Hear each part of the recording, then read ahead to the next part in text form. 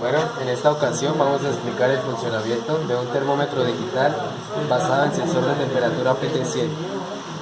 Este sensor es una resistencia variable, por lo tanto vamos a aplicar un divisor de tensión para que los cambios de temperatura se vean reflejados en cambios de resistencia, y con el divisor de tensión van a ser transformados a cambios de voltaje.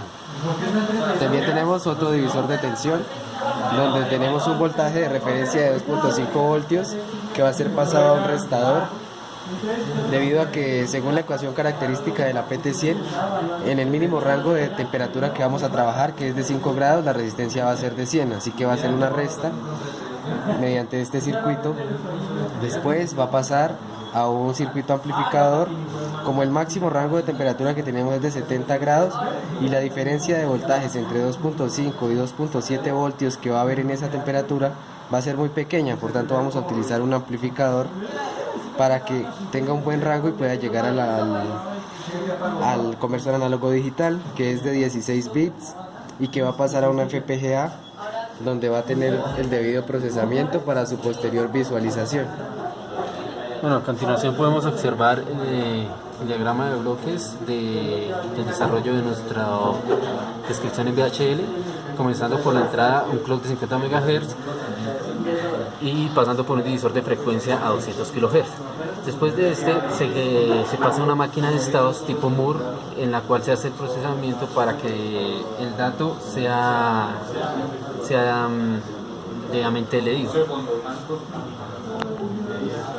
Después pasamos por la función de temperatura y al final lo mostraríamos en visualización en 7 segmentos. Entonces se observa que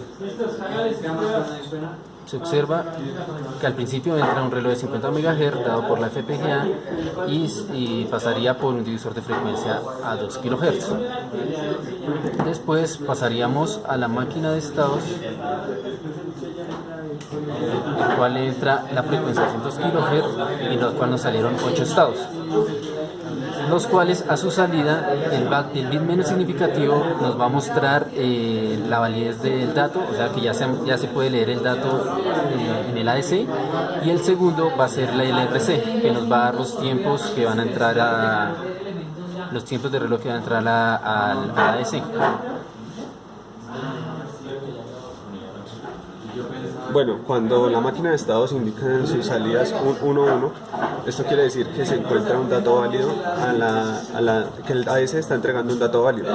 Este dato válido hace referencia al voltaje de entrada del ADC. Entonces, como necesitamos obtener la temperatura, se realiza un despeje matemático a partir de las ecuaciones que tenemos.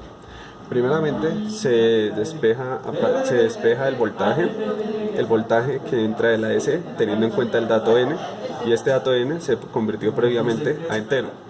Luego de esto se encuentra a partir de las ecuaciones de divisor de voltaje, el voltaje AD y la resistencia, teniendo en cuenta el voltaje de la entrada del divisor. Entonces, luego teniendo la resistencia que viene de la PT100, y a partir de su ecuación característica se despeja la temperatura. Cabe aclarar que para manejar las cifras significativas decimales se multiplicó el dato por 1000. En cada ecuación se amplió el dato a 1000 para poder obtener a la salida un dato con buenas cifras significativas.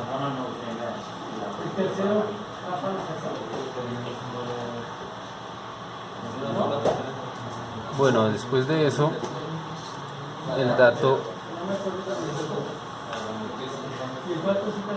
el dato pasa a un conversor BCD a 7 segmentos, y posteriormente de ese se dirigen a la división de cada segmento, de cada display que va a mostrar la parte entera y la parte decimal de la temperatura.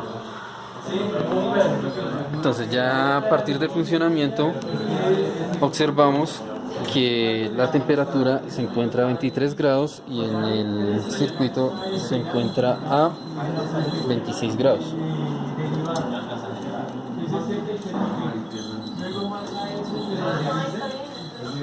Sin embargo, los cambios de temperatura tienen un retardo comparado con la salida de la PT100. Esto pues se está comparando el dato con un termómetro digital tal, el cual es nuestro instrumento de medida base, ¿sí? Pero entonces no se observan los debidos cambios que se esperaban.